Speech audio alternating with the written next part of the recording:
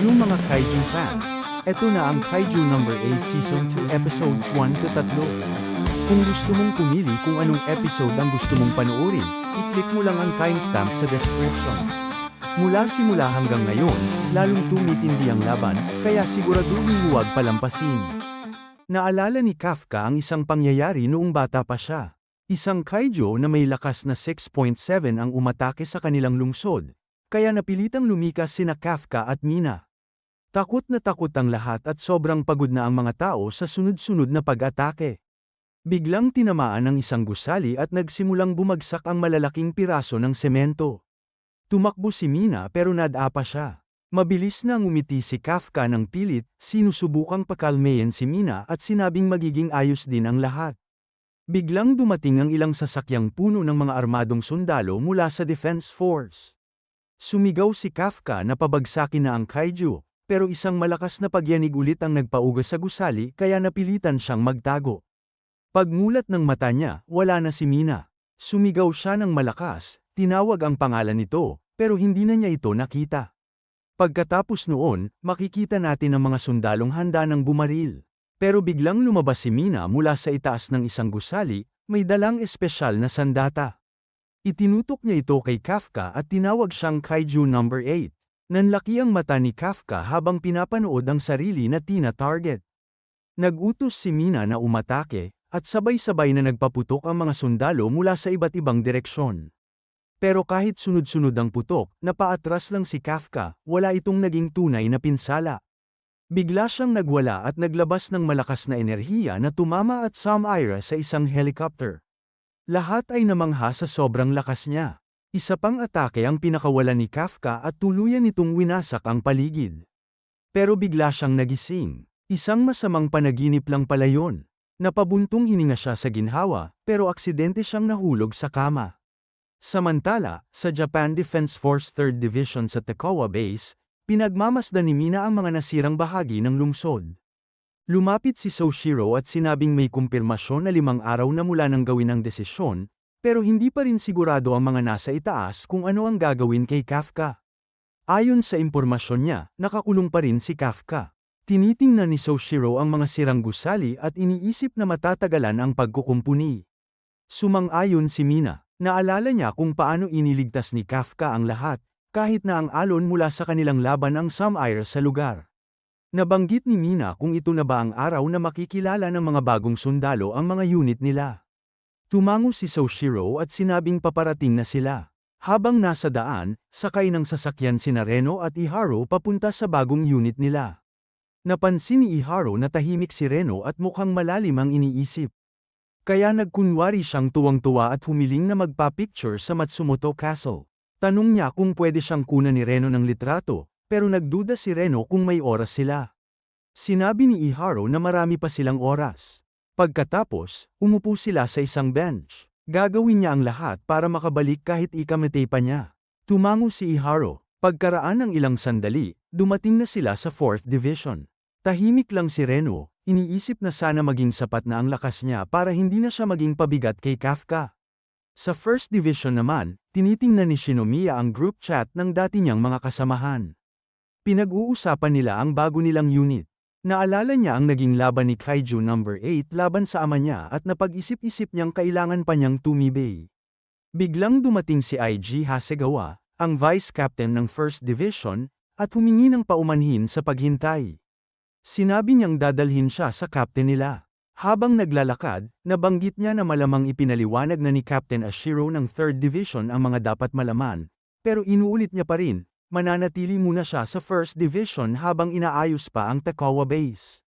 Tumango si Shinomiya at inisip na ang 1st Division ang pinakamalakas sa buong Japan. Kahit nasa Amerika siya noon, naririnig niya na ang pangalan nito. Para sa kanya, ito ang perfect na lugar para mapalakas ang sarili. Pagdating nila sa pinto ng opisina ng captain, inisip niyang ito na ang oras para makilala ang pinakamalakas sa Japan. Pero pagpasok ni IG, nadatnan nilang naglalaro ng Call of Duty ang captain, si Captain Gen Narumi. Napahiya si IG. Ito ang unang impression ni Shinomiya kay Narumi. Sinabihan siya ni IG na maghintay muna habang inaayos ang silid. Pumasok si IG at sinipa si Narumi sa kama. Sinabi niyang 2:00 ng hapon dapat ay handa na siya para sa bagong recruit. Umamin si Narumi na alam niya naman, pero nasa kanya raw kung tatanggapin niya ito o hindi. Sinagot siya ni IG na wala siyang lusot, tamad lang talaga siya. Ayaw ni Narumi na may ibang humawak sa gamit niya, pero napilitan siyang pumayag na siya na lang ang maglilinis. Habang buhat siya ni IG, napansin ni Narumi si Shinomiya. Ipinakilala sila, walang respeto si Shinomiya sa kanya. Inaasahan niyang iba ang captain pero nabigo siya. Biniro siya ni Narumi na siya yata ang anak ng direktor, dahil usap-usapan nito. Tumango si Shinomiya pero halatang inis siya. Nagpigil siya ng galit, iniisip na mas mataas ang ranggo nito sa kanya. Nagbigay galang si Shinomiya at nagpakilala ng maayos. Pero sinabi ni Narumi na bilang captain, hindi siya mahilig sa formalidad at pwede pa niyang tapusin ang sinasabi niya. Biglang tumunog ang alarma. Sinabi ni Narumi na kung gusto niyang malaman ang isang bagay, mas makikita niya ito sa aktwal na labanan. At dahil nandoon siya, may front row seat siya para mapanood. 15 minuto bago yon, may napaulat na kaiju sa dagat. May mga saksi agad na nagbigay alam sa mga awtoridad. Ilang minuto lang, may helicopter na ipinadala para obserbahan ang sitwasyon. 10 minuto pagkatapos, inaprubahan ng Chief of Defense ang plano. Ipinasa ito sa Ariake Maritime Base, at agad lumipad si Captain Narumi kasama si Shinomiya. Ang ibang miyembro ng 1st Division ay sumakay sa mga armored trucks papunta sa lugar ng kaiju. Habang naghahanda ang mga tangke, naglabas ng emergency alert. Lahat ng mamamayan ay pinayuhang lumikas. Isinara ang Kanagawa Route Bay Bridge para pilitin ang kaiju na lumihis. Pero hindi nagtagumpay. Imbes na umiwas, dumiretso ito sa tulay, sinira ito at nalunod ang lahat ng nandoon. Nakarating ang balita kay Narumi pero kalmado pa rin siya. Nag-utos siya ng bagong plano. Pinapante niya sina Shinomiya, Mi, at Takabana sa Usenbashi. Pinaiwan naman niya si Hasegawa sa Diekir para pigilan ang kaiju hanggat maaari. Sumunod lahat sa utos at direktang nakipaglaban sa kaiju. Namangha si Shinomiya sa kung gaano kaayos ang kilos ng mga sundalo. Napagtanto niyang kaya lang ito posible dahil sa galing at lakas ng bawat isa sa kanila. Siguradong lagpas 40% ang nilalabas nilang lakas, mas malakas pa sa karaniwang pinuno ng isang unit. Nagulat sila kay Narumi na naisakay na nila ang kaiju sa neutralization point B at naghanda na si Narumi para sa huling yugto ng labanan. Bago siya tumalon papunta sa kaiju, humarap siya kay Shinomiya at sinabing hindi niya iniintindi ang formalidad, kalinisan, sipag, o porma. May isang bagay lang na gusto ni Captain Narumi mula kay Shinomiya. Bigla niyang inactivate ang espesyal niyang sandata at tumalon papunta sa kaiju, diretsyong bumagsak sa likod nito. Sa isang malakas na atake, bumaon ang espada niya sa katawan ng nilalang, kaya napasigaw ito sa sakit. Pagkatapos noon, pinaputok niya ang kanyang sandata at biglang sumabog ang kaiju, nagkalat ang mga parte ng katawan nito sa paligid. Gulat na gulat si Shinomiya sa nasaksihan. Pagkatapos, tinapos na ni Narumi ang kanyang sinasabi, ang gusto lang niya ay makita ang hindi mapipigilang lakas. Wala siyang pakialam sa pagiging magalang kung walang silbi. Lumiwanag ang mga mata ni Shinomiya, namangha siya dahil sa wakas. Tumugma na si Narumi sa inaasahan niya. Maya-maya, bumalik na sila sa opisina ng 1st Division. Naiinis si Narumi dahil puro si Mina lang ang laman ng mga balita. Napansin ni Shinomiya na kakaiba para sa pinakamalakas na tao sa Japan na i-google ang sarili niya. Pero napansin niya ring sunod-sunod ang pag-vibrate ng cellphone nito, kaya sinabi niyang silipin niya na. Sagot ni Narumi, malamang ang tatay ni Shinomiya o si Director Isao lang yun, na may panibagong meeting na naman, pero wala raw siyang pakialam. Bakit daw siya magsasayang ng gabi para lang doon? Biglang dumating si Hasegawa at sinipa si Narumi, sinabing tungkulin niya ang attend sa mga meeting. Habang hinihila niya palayo si Narumi, nagtanong ito kung ano bang mahalaga. Sinabi ni Hasegawa na tungkol ito kay Kaiju No. 8, kaya agad na nakuha ang atensyon ni Shinomiya. Samantala, si Kafka ay patuloy na nagsasanay sa loob ng selda. Iniisip niya na 5 araw na ang lumipas at wala pa rin siyang nagagawa. Naalala niya ang sinabi ni Director Isao tungkol sa pagpapakita ng halaga niya, pero hindi niya alam kung ano nga ba ang eksaktong dapat niyang gawin. Kahit ganoon, alam niyang wala siyang ibang pagpipilian. Gagawin niya ang lahat para makabalik. Biglang dumating ang ilang sundalo at inihatid siya sa opisina ng direktor. Doon nakita niya si Shinomiya at si Captain Narumi. Nakilala agad ni Kafka si Narumi at nagtanong sa isip niya kung bakit naroon ito. Maya-maya, nagsalita si Director Isao. Sinabi niyang ililipat si Kafka sa First Division. Ipinaliwanag niya na ang pinakamalakas na kaiju sa kasaysayan ay dapat makasama ng pinakamalakas na puwersa laban sa kaiju. Inutusan niya si Kafka na patunayan ang halaga niya para tanggapin siya ng iba. Kung hindi, wala na siyang lugar sa Defense Force. Bagamat ayaw ni Kafka na kailanganin lang siya bilang kaiju number 8, pumayag siya dahil gusto pa rin niyang mabuhay. Pero sa gulat ng lahat, tumanggi si Narumi. Ayon sa kanya, siya lang ang kailangan para talunin ang mga kaiju. Gustong umalis ni Narumi pero pinigilan siya ni Director Isao. Sinabi nito na hindi sapat yon, dahil si Kaiju number 9 ay may kakayahang mag-anyong tao, at si Kaiju number 10 naman ay sinadya talagang atakihin ng Defense Force. Malinaw na iba ang mga ito sa mga dating Kaiju na nakaharap nila. Para kay Isao, habang lumalakas ang Defense Force, mas mabilis ding nagiging mas malakas at mas matalino ang mga kaiju.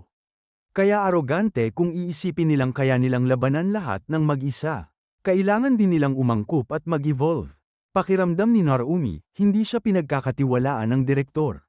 Kaya nagmungkahi siya, gumawa na lang sila ng sandata gamit si Kaiju number 8. Nagulat si Kafka sa narinig, pero sinabi niya na hindi siya maaaring mamatay. Hindi lang para sa mga kasamahan niyang naniniwala sa kanya, kundi dahil may pangako pa siyang kailangang tuparin, ang lumaban sa tabi ni Mina. Buong kumpiyansa siyang nagpakilala, pero nilampasan lang siya ni Narumi at walang pakialam sa saloobin niya. Para kay Narumi, ang mahalaga lang ay lakas at resulta. Habang papalayo, sinabi pa nito na kung sakaling mawalan muli ng kontrol si Kafka, papatayin niya ito mismo at gagawin niyang armor ang katawan nito. Ang tugon lang ni Kafka ay isang simpleng salamat. Samantala, iniulat ni Soshiro kay Mina na lahat ng rookies ay nakapunta na sa kani-kanilang unit. Sinabi ni Mina na dapat ay magsimula na rin sila at inaya si Soshiro na mag-train kasama niya. Sa kabilang banda, nagpunta si Director Isao sa isang underground facility. Binati siya ng mga siyentipiko at inihatid papasok. Habang naglalakad, napansin niya ang isang tao sa loob ng isang malaking glass chamber. Nagpatuloy ang kwento kung saan natapos ang huling episode. May nangyayaring lindol at naguguluhan ng mga tao kung anong nangyayari. Biglang tumigil ang lindol pero bumalik ulit, at nagsimulang lumubog ang mga gusali sa lupa. Napakita ang matinding pinsala, maraming sugatan at may malaking hukay na nabuo sa gitna ng syudad.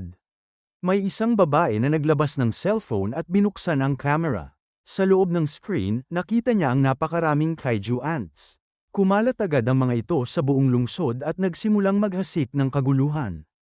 Pagkatapos ng opening, pinakita ang training camp ng Defense Force. Nagsasanay ang mga sundalo, kasama sina Kafka at Shinomiya.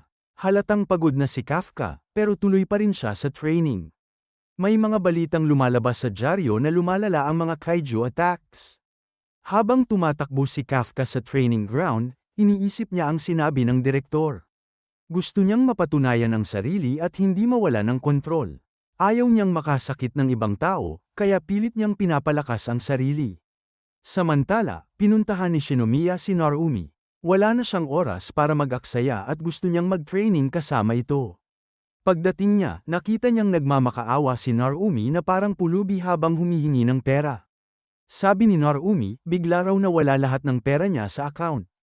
Pero napansin ni Shinomiya ang mga kahon ng delivery sa likod niya at tinanong kung doon napunta ang pera. Sinermonan niya si Narumi at sinabing nakakahiya namang humingi siya ng pera sa junior niya. Humingi ng tawad si Narumi habang nakaluhod at nakiusap pa. Pero biglang tumunog ang sirena, senyales ng emergency. Dumating si Hoshina at sinabing kailangan ng maghanda. Nagsuot sila ng full gear. Pati buong Defense Force at First Division. Nakakalat na sa lungsod ang mga kaiju ants, kaya't ang mga sibilyan ay pinapunta sa mga evacuation shelter. Pero sa sobrang dami ng tao, halos mapuno agad ang mga silungan. Sa gitna ng kaguluhan, may batang lalaki at kapatid niyang babae. May sugat sa paa ang babae at pinapalakas ng loob ng kuya niya. Sabi niya, huwag siyang matakot dahil parating na si Narumi at ang First Division para iligtas sila. Biglang lumitaw ang isang malaking kaiju ant sa harap nila. Tumayo ang kuya para protektahan ang kapatid niya kahit natatakot. Paulit-ulit niyang sinasabi na darating si Narumi. Nang umatake na ang kaiju, biglang dumating si Narumi at binasag ito sa isang hampas lang.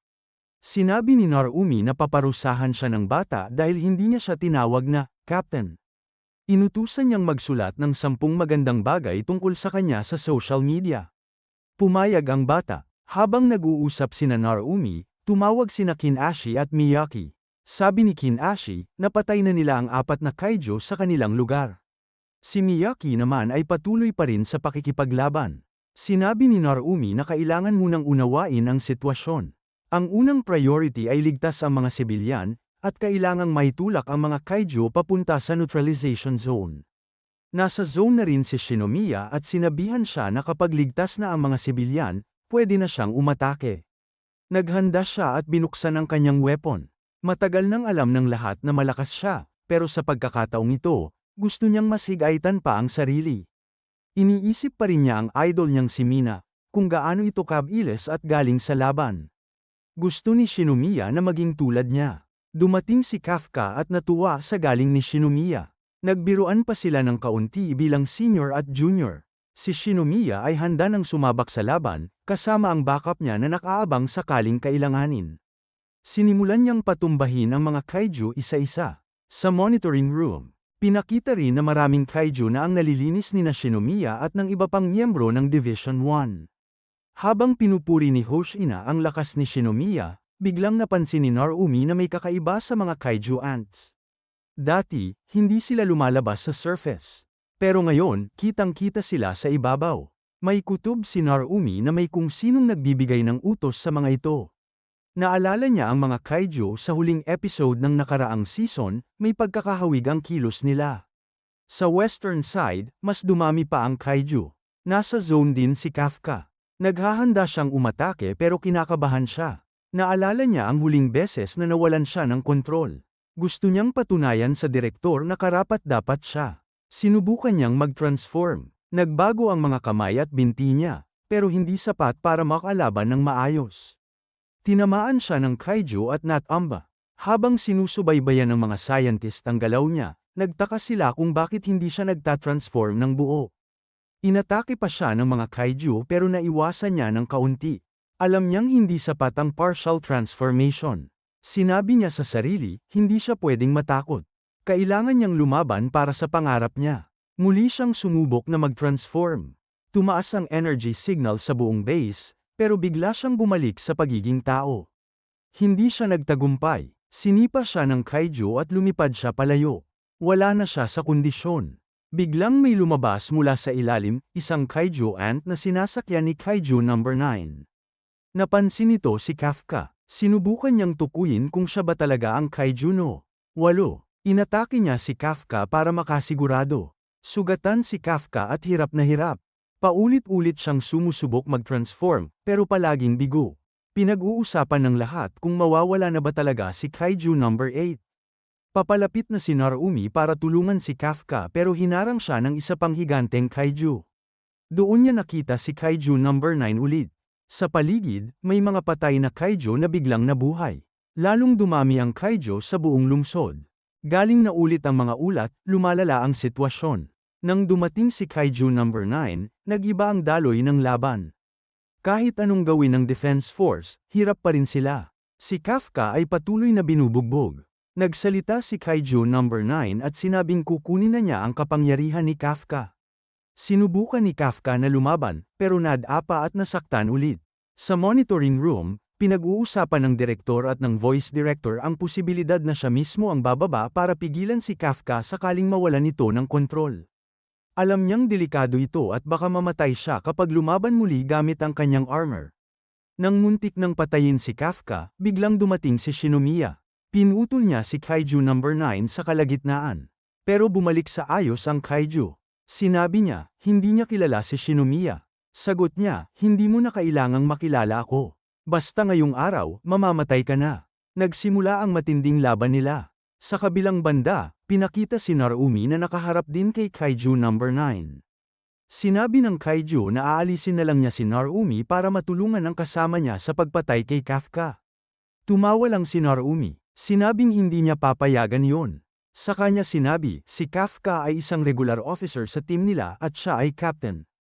Inatake siya ni Kaiju number 9 pero sinaway siya ni Narumi. Hoy, nagsasalita pa ako. Hintayin mong matapos ako bago ka umatake. Nainis si Narumi, at sinimulan niya ang kanyang sariling pag-atake. Nagharap sila sa isang matinding labanan.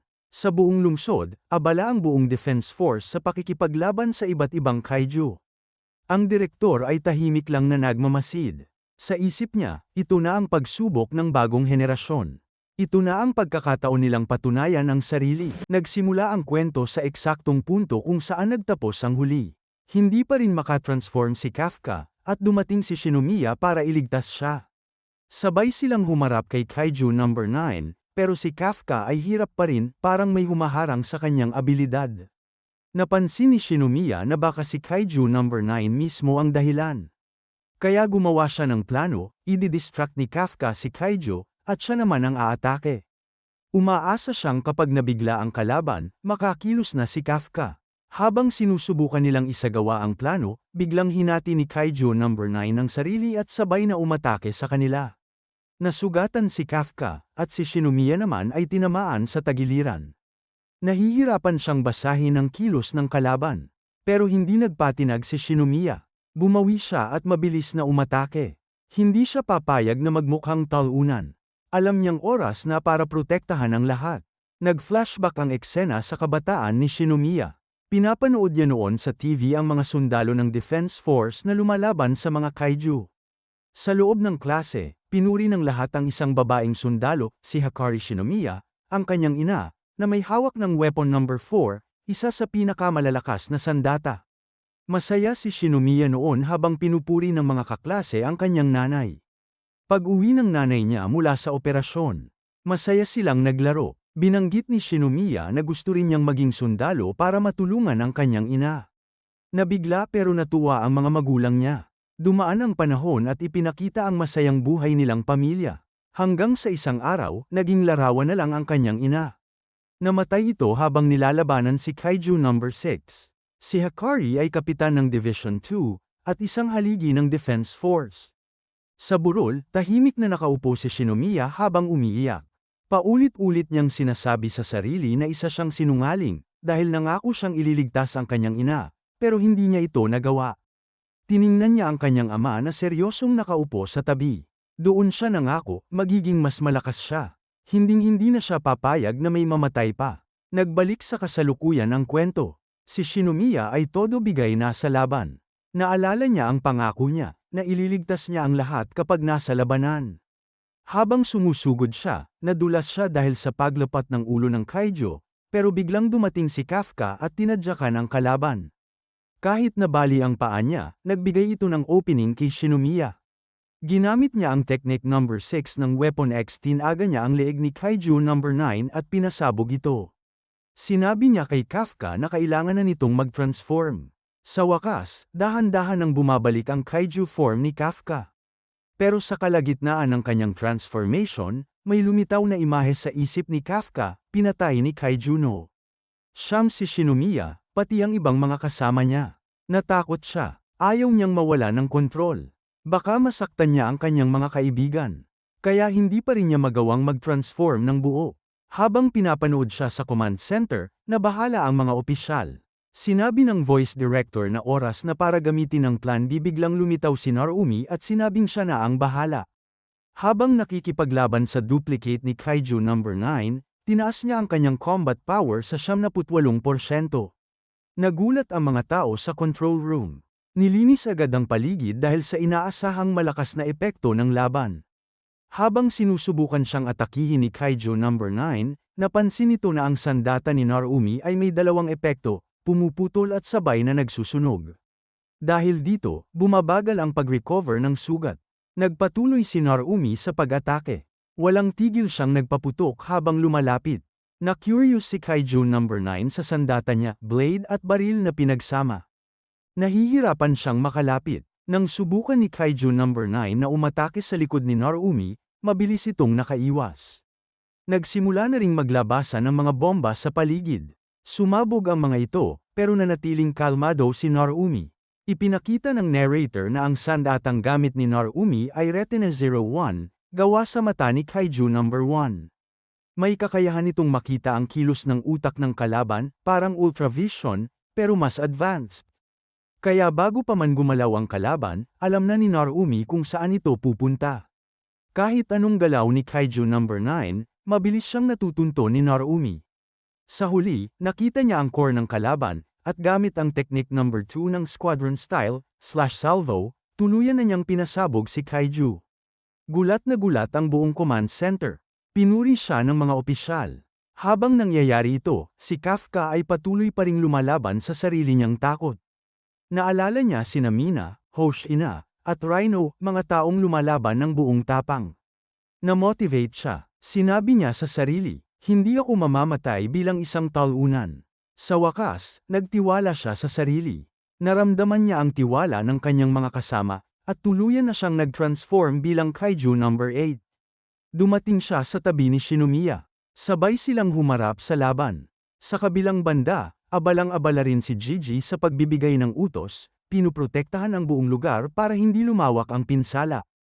Inanunsyo ng command center, bumalik na si Kaiju number 8. Ipinag-utos ng direktor na simulan na ang phase 2. Si Kaiju number 9 ay ngumisi. Alam ko na ikaw si Kaiju number 8. Nilabas niya ang isang kakaibang tunog. Nabuhay muli ang mga patay na insekto sa paligid. Lumabas ang mga pakpak ng higanteng insekto na kinauupuan niya. Nagpasalamat si Kafka kay Shinomiya. Hindi ko akalain, nasaan ako nitong mga nakaraan. Pero ngayon, buo na ang tiwala ko sa inyo. Ako na ang bahala sa Kaiju number 9.